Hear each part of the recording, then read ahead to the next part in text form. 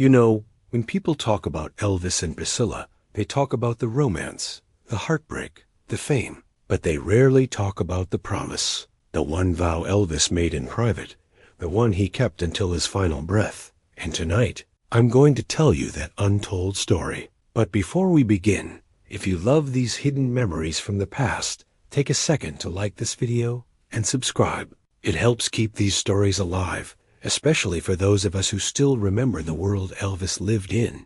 Now, let me take you back.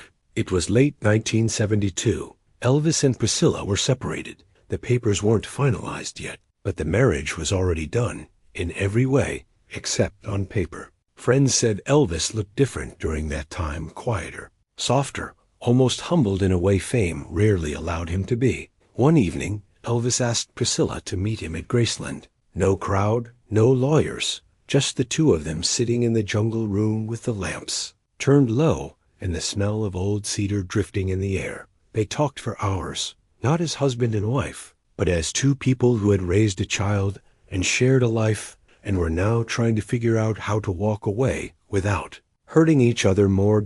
At one point, Priscilla said something that would stay with Elvis forever. "I don't want Lisa growing up in the middle of a war. Elvis, whatever happens between us, promise me she'll never feel like she has to pick sides." Elvis looked down at his hands, those same hands that had held microphones, guitars, and millions of hearts. Then he looked up and said, "I promise you, I will never say one bad word about you. Not to Lisa, not to anyone, not ever." It wasn't just a promise. It was a vow, the kind a Southern man takes seriously, and he kept it. Years passed. The world saw breakups, rumors, tabloids, but Elvis never spoke a cruel word about Priscilla. Not once. Not to interviewers, not to friends, not even on his worst nights. But here's where the story takes an unexpected turn, a secret life moment. Almost nobody knew, because that wasn't the only promise he made that night.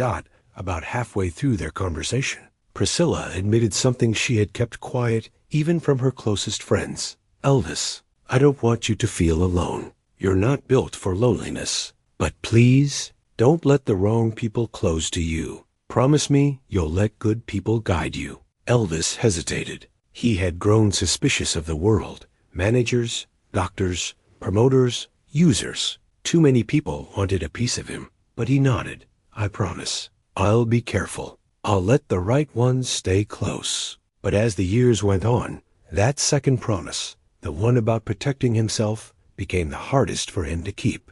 Now, before we go deeper, we're around the 3 to 4 minute mark, and I want to ask you something meaningful. Have you ever kept a promise to someone long after they were gone from your life? Not because you had to, but because it was the right thing to do? Tell me in the comments. These stories aren't just about Elvis. They're about all of us and the vows we carry quietly through the years. Back to the King.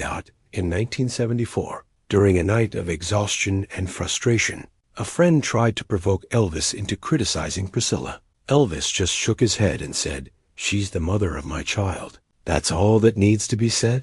He never broke that vow, but as the pressures of fame grew heavier, his world became filled with doctors, pills, demands, and people who wanted something from him. Still, even in the darkest years, there were moments when that promise to Priscilla was the only thing that kept him grounded. Toward the end of his life, something happened, something almost no one knew about except one trusted friend who shared it years later. And that's where the second half of this story begins. It was early 1977, the last year of Elvis's life. His health was failing, his trust was shaken, and he was surrounded by people who didn't always have his best interests at heart. But one afternoon, something unusual happened. Priscilla came to Graceland to talk about Lisa's schooling. She hadn't been inside the mansion in years. People said Elvis stood a little straighter when she walked into the room, the way a man does when someone from his past reminds him of who he used to be. They talked politely at first, but as the conversation wound down, Elvis looked at her for a long moment. "Scylla, you ever think about that night we made those promises?" Priscilla smiled gently. "I never forgot." Elvis nodded. "Neither did he. I kept my word," he said softly. "You know that, don't you?" Priscilla touched his arm. "I know, Elvis. and I'm grateful, more than you know. But then he said something no one expected. I didn't keep the other promise, though. Not the way I should have. I let too many wrong people close to me, and now I'm paying for it. Priscilla's eyes softened. Elvis, it's never too late to protect yourself, or to choose the right people. He sighed. I made my choices too late, Priscilla, but that first promise, the one about us, that one I'll keep until the good Lord calls me home. And he did, even in his final weeks, even when he barely had the strength to leave his bedroom. Elvis never allowed a single bad word to be spoken about Priscilla in his presence. In fact, here's the part most people never knew. Just days before his final performance, he called his closest friend, Charlie West, into his room. He handed Charlie a letter. If anything ever happens to me, you make sure Priscilla gets this. Charlie nodded. He never opened it, never read a word, just kept it safe. After Elvis passed, the letter was quietly delivered to Priscilla. She never revealed the whole message,